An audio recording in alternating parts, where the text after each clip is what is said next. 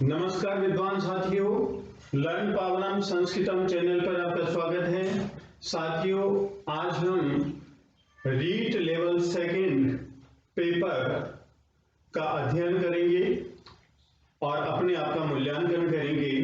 तो आइए विद्यार्थियों जानते हैं लेवल सेकंड। अत्र 30 प्रश्ना सन्ति, यहाँ 30 प्रश्न हैं। सर्वे प्रश्न समाधेया, सभी प्रश्न करने चाहिए, सभी प्रश्न करने हैं। क्वेश्चन नंबर 61 है वर्ण से उच्चारण स्थानम विद्यते। है वर्ण का उच्चारण स्थान है। तो विद्यार्थियों ए आ कै खे गे घे न और विसर्ग और है, इनका उच्चारण स्थान होता है कंठ। तो यहां पर है वर्ण से उच्चारण स्थान विद्यते, है वर्ण का उच्चारण स्थान क्या होगा? तो हम कंठ है, ये आंसर देंगे। नेक्स्ट क्वेश्चन है ए स्वर वर्ण से उच्चारण स्थानम भवति। ए स्वर वर्ण का उच्चारण स्थान होता है। तो विद्यार्थियों ए और आई इन दोनों स्वर वर्णों का उच्चारण स्थान होता है कंठ तालु। तो यहां पर हम कंठ तालु को टिक करेंगे। आंसर होगा हमारा कंठ तालु, क्योंकि ए और आई स्वर वर्ण का उच्चारण स्थान क्या होता है? कंठ तालु होता है। नेक्स्ट मूर्धा उच्चारण स्थानम कथ्यते। मूर्धा का उच्चारण स्थान कहा जाता है। मूर्धा का उच्चारण स्थान कौन सा है? इनमें से लय, इसका उच्चारण स्थान दंत्य है। ये भी नहीं है, और न ये भी दंत्य, और ये तालव्य है। तो इसका मूर्धा का उच्चारण स्थान होगा विद्यार्थियों रे।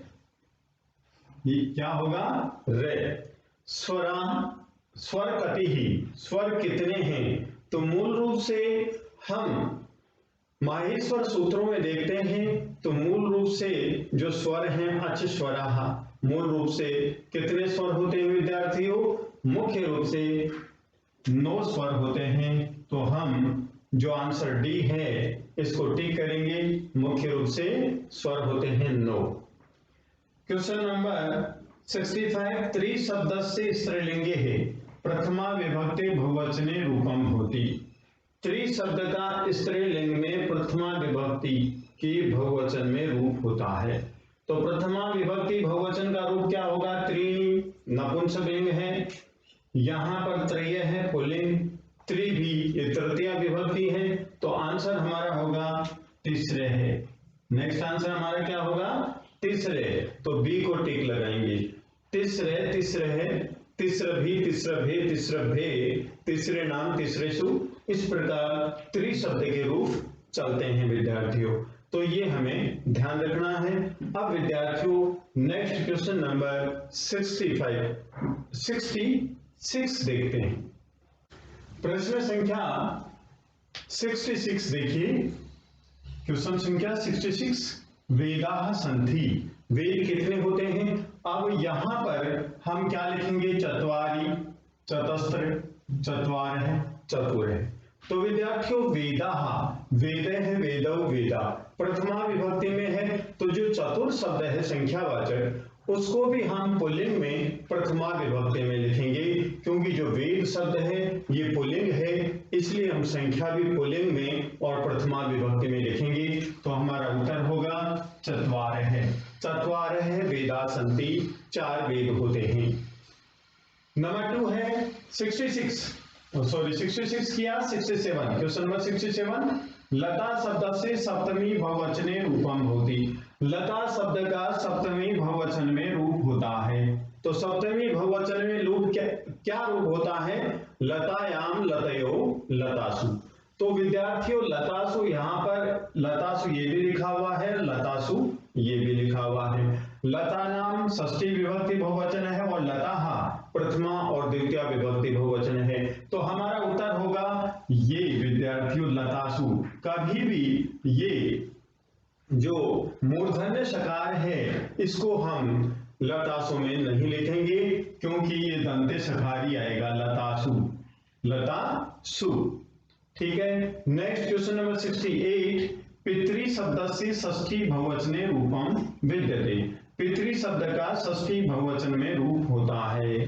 तो षष्ठी बहुवचन में पितृ शब्द का रूप क्या होता है? तो हमेशा अधिकांशतः विद्यार्थियों षष्ठी विभक्ति बहुवचन होता है, उसमें दीर्घ स्वर आता है, पहली बात। दूसरी बात विद्यार्थियों, यदि शब्द में रे री से आता है तो न के स्थान पर ण हो जाता है, ण हो जाता है। यहाँ पर पितृनाम ये ठीक नहीं है क्योंकि यहाँ दीर्घ स्वर नहीं है।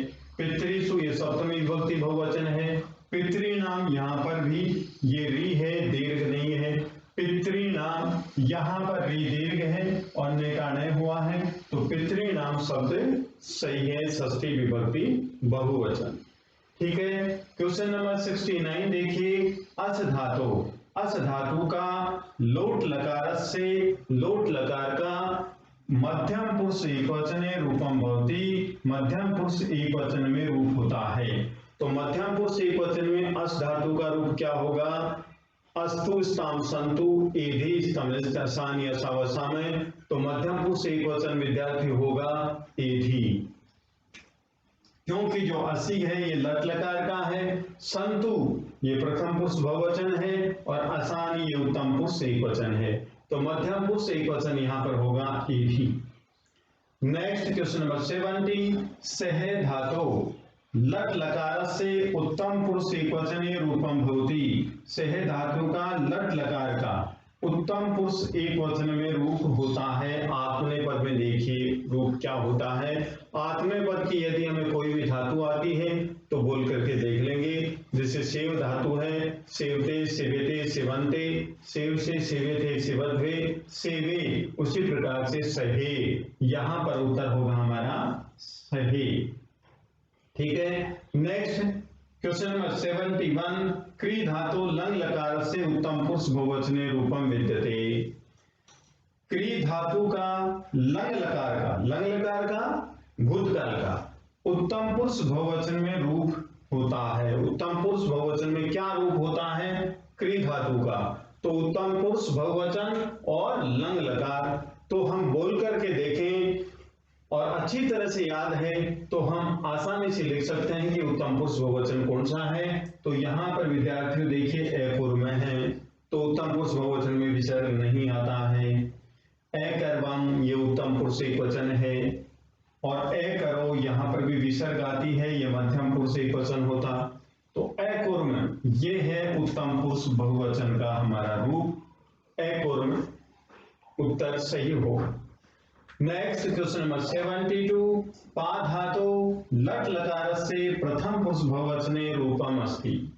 पा धातु का लट लकार का प्रथम पुरुष बहुवचन में रूप होता है। लिट लकार भविष्यत काल प्रथम पुरुष बहुवचन में क्या रूप होता है? बोल करके देख लीजिए। पाश्यति पाश्यत है, पाश्यंती। विद्यार्थियों पिभिशंती नहीं होता है। पा धातु दृढ़ लकार में चलती है, पाश्यति पाश्यत है, पाश्यंती। तो बहुवचन पूछा गया हमें, तो यहाँ इसका उत्तर होगा पाश्यंती ही। और ये पाश्यत है, ये मध्यम पुरुष द्विवचन है और पाश्यामय है, पाश्यमय है, यहाँ पर ये शब्द अशुद्ध है। ठीक है। तो हमारा शुद्ध शब्द क्या होगा? पाश्यंती। नेक्स्ट क्वेश्चन नंबर 73 है। 73 क्वेश्चन, संस्कृते कति कारकाणि भवन्ति। संस्कृत में कितने कारक होते हैं? तो विद्यार्थियों संस्कृत में कारक होते हैं 6। तो 6 के लिए हमारा उत्तर सही होगा 60। 6 के लिए हमारा उत्तर होगा 60। ठीक है विद्यार्थियों। अब क्वेश्चन नंबर 74 देखते हैं। प्रश्न संख्या 74, बालक है विभेदी रिक्त स्थानम पूर्यते। विभेदी, विभेदी डरने के अर्थ में पंचमी विभक्ति का प्रयोग किया जाता है। तो विद्यार्थियों यहाँ पर पंचमी विभक्ति कहाँ है? सर्पस से षष्ठी विभक्ति है, सर्पाई चतुर्थी, सर्पे सप्तमी और सर्पात में पंचमी विभक्ति है। तो इसका उत्तर होगा बालके सर्पात विभेति, बालक सर्प से डरता है। क्वेश्चन नंबर 75 है, राक्षसा ईर्ष्यन्ति स्म।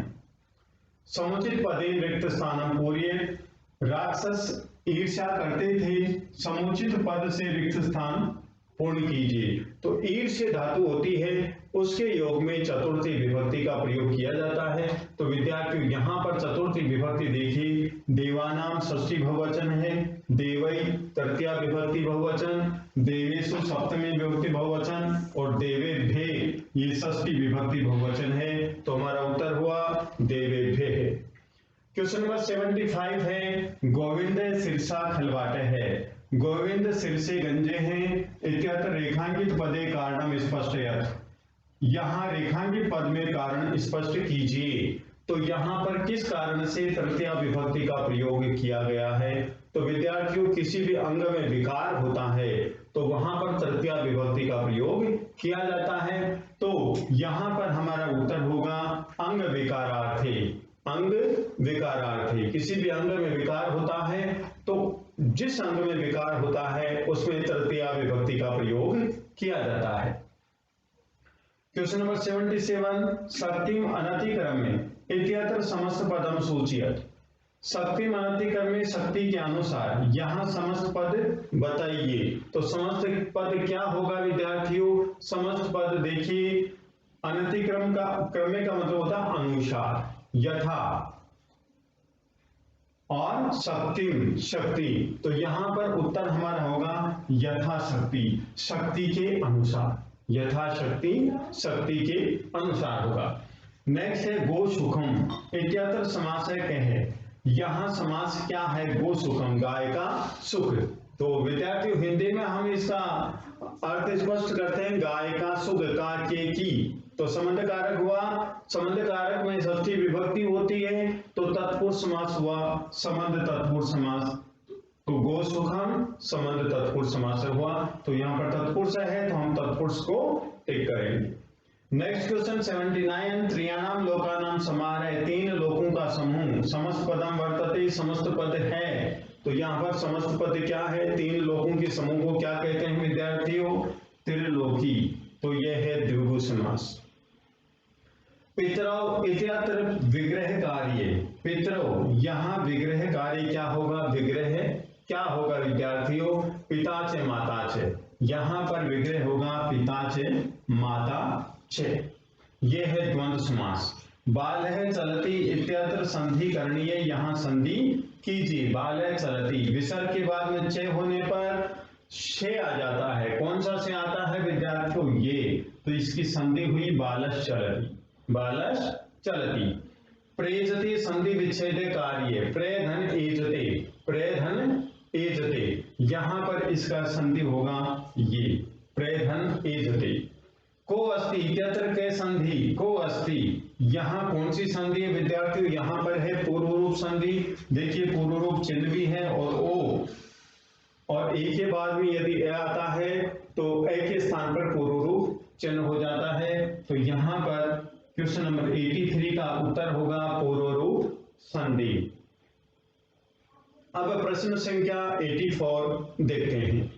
प्रश्न संख्या 84, कृष्ण संधि विच्छेद करणीय। कृष्ण शब्द का संधि विच्छेद कीजिए। तो कृष धन ने, कृष धन ने और कृष धन न है। तो विद्यार्थियों कृष्ण शब्द का संधि विच्छेद होगा कृष धन न। क्वेश्चन नंबर 85, संस्कृत इत्यत्र कै उपसर्ग है? संस्कृत इस शब्द में उपसर्ग क्या है? तो विद्यार्थी शब्द में उपसर्ग है सम। पच धन कत प्रत्यय इत्यत्र प्रत्ययुक्त पदम भवति। प्रत्ययुक्त पद कौन सा होता है? पक्त है, पक्व, पचित, पत है। तो विद्यार्थी इसका शुद्ध आंसर होगा पक्व है। उत्थाय इत्यत्र के प्रत्यय, उत्थाय में कौन सा प्रत्यय है विद्यार्थियों? शब्द से स्पष्ट हो रहा है कि अंत में ये। तो यहां पर ल्यप प्रत्यय है, उत धन स्था धन ल्यप प्रत्यय। विवादेन रिक्त स्थानम शुद्ध अव्ययन पूर्यत। विवादेन से पहले यहां पर क्या अव्यय होगा? तो विद्यार्थियों तृतीया विभक्ति का प्रयोग किया गया है यहां पर, और तृतीया विभक्ति से पहले यदि रिक्त स्थान होता है तो वहां पर हम क्या करेंगे? अलम का प्रयोग करेंगे। अलम विवादेन, विवाद मत करो। नेगेटिव अर्थ में, नकारात्मक अर्थ में यदि रिक्त स्थान के बाद में तृतीया विभक्ति आती है तो यहां पर अलम का प्रयोग किया जाता है। कौन से अर्थ में? नकारात्मक अर्थ में। गुरु शिष्य से प्रश्न पूछता है तो पृच्छ धातु द्विकर्मक है विद्यार्थियों, तो यहां पर द्वितीय विभक्ति का प्रयोग किया जाएगा। संस्कृत अनुवाद करणीय, संस्कृत अनुवाद कीजिए। तो यहां पर देखिए, गुरु शिष्य प्रश्न पृच्छति, गुरु शिष्य से प्रश्न पूछता है, यहां पर तृतीया विभक्ति है तो ठीक नहीं है। गुरु शिष्यात् प्रश्न पृच्छति, यहां पर केवल एक कर्म है तो ये भी ठीक नहीं है। गुरु नाम शिष्य प्रश्न पृच्छति, गुरु को शिष्य प्रश्न पूछता है, ये भी ठीक है। गुरु, ये भी ठीक नहीं है। गुरु शिष्यं प्रश्न पृच्छति, गुरु शिष्य को प्रश्न पूछता है, ये ठीक है, क्योंकि विद्यार्थी यहां पर दो कर्म हैं और पृच्छ धातु के योग में दो कर्म आते हैं। ये द्विकर्मक धातु है, हम सबको सत्य बोलना चाहिए। तो यहां पर बोलना चाहिए, विधिलिंग लकार का प्रयोग होगा वद धातु। तो वद धातु विधिलिंग लकार, उत्तम पुरुष बहुवचन क्या होगा? वदेयम, वदेव, वदेम। तो वयम सत्यम वदेम, हमारा उत्तर होगा ये, क्योंकि यहां पर वदामय हम सत्य बोलते हैं, वयम सत्यम वदंतु हम सत्य बोलें, और वयम सत्यम वदिष्यामः हम सत्य बोलेंगे। तो यहां पर हमारा उत्तर होगा वयम सत्यम वदेम। इसी के साथ एक क्वेश्चन नंबर 80 था पितरौ, उसके विषय में मैं दोबारा डिस्कस करना चाहता हूं, क्योंकि उसमें तो उत्तर लिखा गया।